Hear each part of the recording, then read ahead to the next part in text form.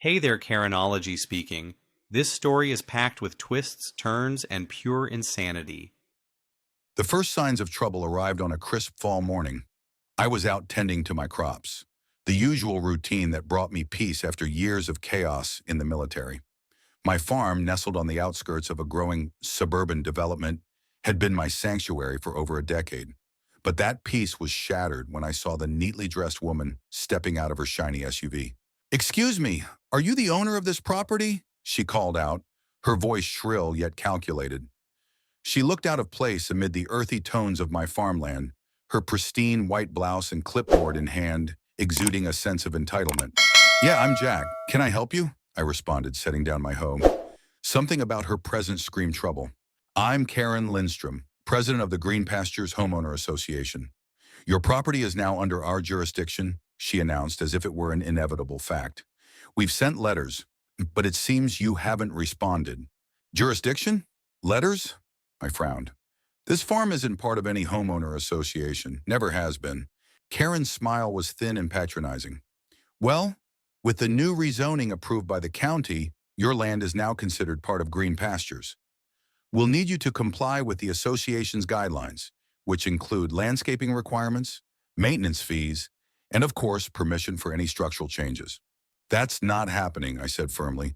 "This is private property, and I'm not part of your fancy development." Karen's expression hardened. "I'm afraid it's not optional, Mr. Miller. You'll be receiving an official notice." With that, she spun on her heels and marched back to her car, leaving a trail of tension in her wake. I should have known that wasn't the end of it. A week later, I found a thick envelope stuffed in my mailbox. Inside was a formal notice from the Green Pastures Homeowner Association, demanding immediate payment of $2,500 in annual dues and outlining penalties for noncompliance. I laughed bitterly, crumpling the paper. Who did they think they were? But the real escalation came when I saw the patrol car. Not police, but a private security vehicle with Homeowner Association Patrol emblazoned on the side. It rolled up my driveway one evening, headlights slicing through the early twilight. Two men stepped out, both wearing uniforms that mimicked law enforcement, complete with badges that read Green Pastures Enforcement. "Evening, sir," one of them said, tipping his hat. "We're here to ensure compliance with the Homeowner Association's regulations." I stared at him, incredulous. "This is my property. You've got no right to be here." "Actually, sir," the second one chimed in, holding up a clipboard, "your land now falls under Green Pastures jurisdiction. We're authorized to monitor compliance." "Get off my land," I snapped, my patience fraying. "You have no authority here." The first man held up his hands as if to placate me. "We're just doing our job, sir. Non-compliance can lead to fines or further action." I stepped closer, the weight of my anger pressing forward. "If I see this car on my property again, I'll have you charged with trespassing. Do I make myself clear?" They exchanged glances, clearly not used to resistance. Without another word, they climbed back into their vehicle and drove off. But I knew this was far from over. Over the next few weeks, the harassment intensified. I'd find notices pinned to my fence, warning of penalties for unapproved agricultural structures. Drones buzzed over my property, no doubt sent by Karen and her cronies to gather evidence of violations. And then there was the construction. One morning, I woke to the sound of heavy machinery. Rushing outside, I saw workers digging trenches on the edge of my property. "Hey!" I shouted, waving my arms. "What the hell are you doing?" A man in a hard hat approached, clipboard in hand. "Installing utilities for Green Pastures. Got the permits right here." "That's my land," I said, my voice shaking with fury. "You can't just start building without my permission." "Take it up with the Homeowner Association," he said dismissively before turning back to his crew. By now I was seething. I called the county offices, demanding answers, but was met with bureaucratic runarounds. It was as if the entire system was conspiring against me. Desperate, I decided to confront Karen directly. She was hosting one of her infamous association meetings at the Green Pastures Clubhouse, a sterile building that reeked of artificial authority. I barged in, my presence immediately silencing the room. "Karen," I barked, "what gives you the right to build on my land?" Her smile was as fake as ever. "Mr. Miller, please calm down. All developments have been approved by the county. Perhaps you're mistaken about your property lines." "I've lived there for over 10 years. I know where my damn property lines are." "If you're unhappy," she said smoothly, "you're welcome to file a complaint. But until then, the work will continue. The room buzzed with murmurs as I stormed out, my fists clenched. This was no longer just about my farm. It was about standing up to a system that thought it could bulldoze over people like me. The war had officially begun. The morning after my confrontation at the Green Pastures clubhouse, I woke up to an unsettling sight. A fresh layer of concrete had been poured along the eastern boundary of my property, forming what appeared to be the foundation for a new wall. The crew worked efficiently, ignoring my demands for answers as though I were invisible. It was clear that this wasn't just about their homeowner association's expansion. This was an outright invasion. Fueled by a mix of rage and determination, I grabbed my phone and started recording the scene. "You're trespassing on private property," I shouted over the noise of the cement mixer. "Stop this now, or I'll have the sheriff out here in no time." A man in a suit, someone I hadn't seen before, approached me, exuding a smug confidence that instantly put me on edge. "Mr. Miller, I'm Thomas Brent, legal counsel for the Green Pastures Homeowner Association. Everything you see here is perfectly legal. We're simply improving the neighborhood's infrastructure." "Improving it by stealing my land?" I retorted, holding the camera steady on him. "You think a fancy title and a clipboard make you untouchable? I'll see you in court." Brent smirked. "We've already verified the property lines with the county. If you have any objections, you're free to file an appeal. Until then, I suggest you let our team do their work." I clenched my fists, torn between the urge to physically remove them and the realization that I needed to outsmart them. Brent's confidence wasn't baseless. The Homeowner Association clearly had resources and connections far beyond my own. That evening, I pored over every document I had on my property. Deeds, surveys, anything that could prove my ownership. My neighbor, an elderly man named Carl, who'd lived in the area for decades, stopped by after hearing about the commotion. "They pulled a similar stunt on me a few years back," Carl said, shaking his head. "Tried to rezone part of my land to make it community property. Took months of fighting to get them off my back." "How did you win?" I asked, desperate for a strategy. "Persistence," he replied, "and finding the right people to help. The county's not as squeaky clean as they'd like you to think. Someone's lining their pockets to let this slide." His words stuck with me as I spent the next few days digging deeper. Through late nights of online research and endless phone calls, I uncovered a tangled web of permits, rezoning documents, and suspiciously timed approvals, all pointing to collusion between the Homeowner Association and certain county officials. Meanwhile, the harassment from Green Pastures escalated.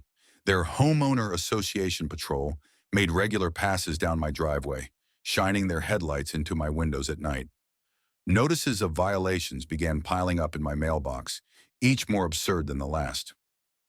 "Unauthorized livestock," read one. "Non-compliant fencing," said another.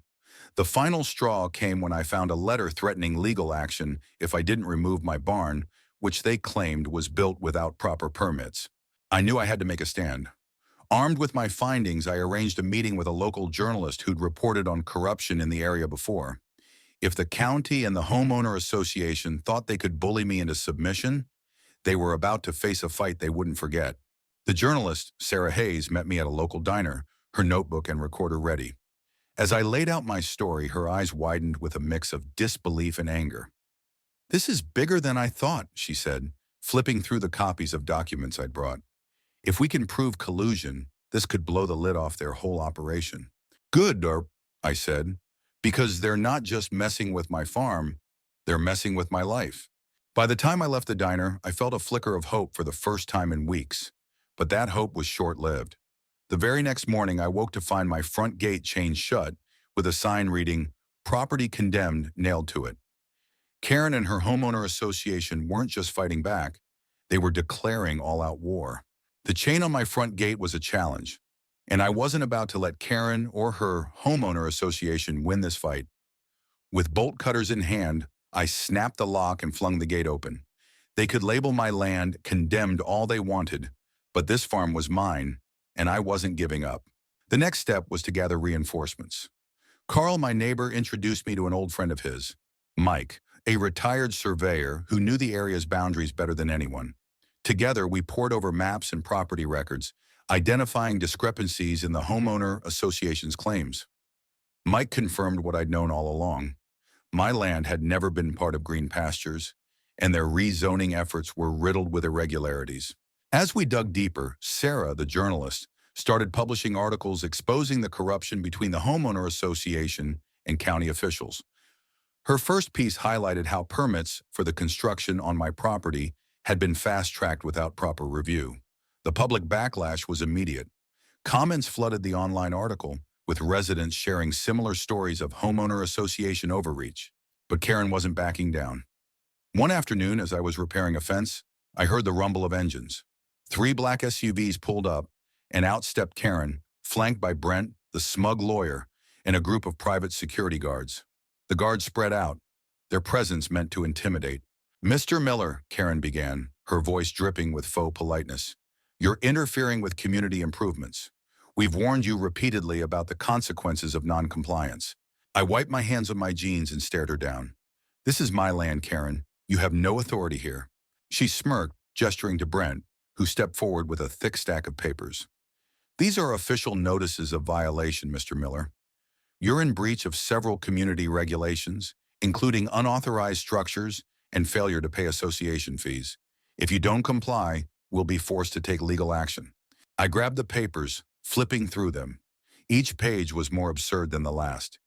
"You think you can bury me in paperwork and I'll just roll over? Think again." Karen's smile faltered. "We'll see about that. Guards ensure that no further unauthorized activity takes place here." Security guards didn't move, but their presence was enough to stoke my anger. "Get off my land," I growled, stepping closer. "All of you." Karen's eyes narrowed, and for a moment I thought she might back down. But instead, she turned on her heel and marched back to her SUV, Brent and the guards following. "You'll regret this," she called over her shoulder. That night, I noticed the drones again. Their buzzing was unmistakable as they hovered over my barn and fields, their blinking lights a constant reminder that I was being watched. I grabbed my shotgun, stepping out onto the porch. The drones immediately veered off, disappearing into the night. The following morning, a sheriff's deputy arrived at my door. He was polite but firm, explaining that complaints had been filed against me for threatening behavior and violating community guidelines. It was clear Karen was pulling every string she could to paint me as the villain. "Look, deputy," I said, handing him a folder of documents. "This farm isn't part of Green Pastures. They're harassing me, trespassing on my land, and trying to steal what's mine. I need your help to put a stop to this." He flipped through the papers, nodding slowly. "I'll see what I can do, but you might want to lawyer up. These things can get messy." Messy didn't even begin to cover it. Over the next few days, more violations were posted on my fence. Construction crews returned, claiming they were there to finish the job Karen had started. Each time I stood my ground, forcing them to leave. But the constant battles were taking their toll. The turning point came when Sarah's second article hit the newsstands. This one exposed financial ties between Karen's Homeowner Association and a shady development company. The company had a history of illegal land grabs, using inflated fines and fabricated violations to force owners into selling. The revelations sparked outrage, and Karen found herself at the center of a public firestorm. Despite the mounting pressure, she doubled down. At the next Homeowner Association meeting, she declared that uncooperative residents like me were a threat to the community's vision. Her supporters cheered, but cracks were starting to show. Several members questioned her tactics, uneasy with the bad press and rising tensions. I knew I couldn't let up. With Sarah's help, I filed a formal complaint with the state attorney general, detailing the Homeowner Association's illegal activities. At the same time, Mike and Carl organized a community meeting, inviting other residents who'd been bullied by Karen's regime. The turnout was overwhelming. People shared stories of fines for non-existent violations, threats of foreclosure, and even physical intimidation. The room buzzed with anger and a newfound sense of solidarity.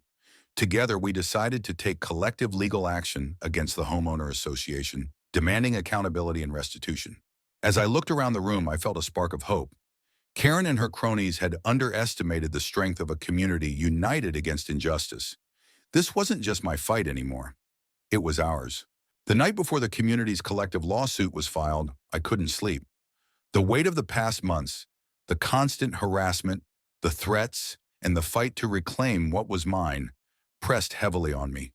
But knowing I wasn't alone anymore made the burden a little lighter. The following morning, I arrived at the courthouse with Carl, Mike, and Sarah by my side. We were met by a group of residents, many of whom had suffered under Karen's reign.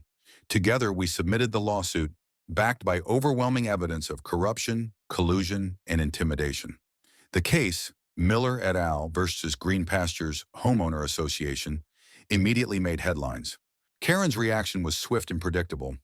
Within hours, the Homeowner Association issued a statement accusing us of spreading misinformation and undermining the integrity of the community. Karen herself appeared on a local news program, painting herself as the victim of a smear campaign. This lawsuit is nothing but a desperate attempt by a few disgruntled individuals who refuse to follow the rules, she declared, her polished demeanor masking the desperation in her eyes. But the tide was turning against her. Sarah's articles had ignited a public outcry, and more residents came forward with stories of their own. A whistleblower from within the Homeowner Association provided damning internal emails that showed how Karen and her allies had manipulated property lines, fabricated violations, and funneled funds into questionable projects. The court battle was grueling. Karen's lawyers tried every tactic to discredit us, arguing that the rezoning was legal and that the Homeowner Association's actions were within their rights. But the evidence was undeniable. The turning point came when the whistleblower testified, revealing that Karen had personally approved the illegal construction on my property. As the trial dragged on, the pressure on Karen mounted. Protesters gathered outside the Green Pastures clubhouse, demanding her resignation. News outlets ran exposés on the Homeowner Association's abuses of power, and even some of Karen's closest allies began to distance themselves from her. Then came the day of the verdict. The courtroom was packed, the air thick with anticipation. The judge's ruling was clear.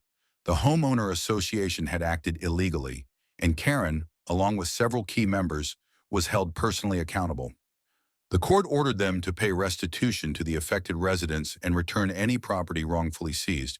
For the first time in months, I felt a sense of relief. The battle had been long and arduous, but justice had prevailed. Karen's downfall was swift. She resigned in disgrace, and the Homeowner Association was placed under new leadership. Reforms were implemented, ensuring that no one else would suffer as we had. Back at the farm, life slowly returned to normal. The construction crews were gone, the drones no longer buzzed overhead, and the bogus violations ceased. Carl, Mike, and the other residents who had stood with me became not just allies but friends. Together, we proved that even against powerful adversaries, a united community could make a difference.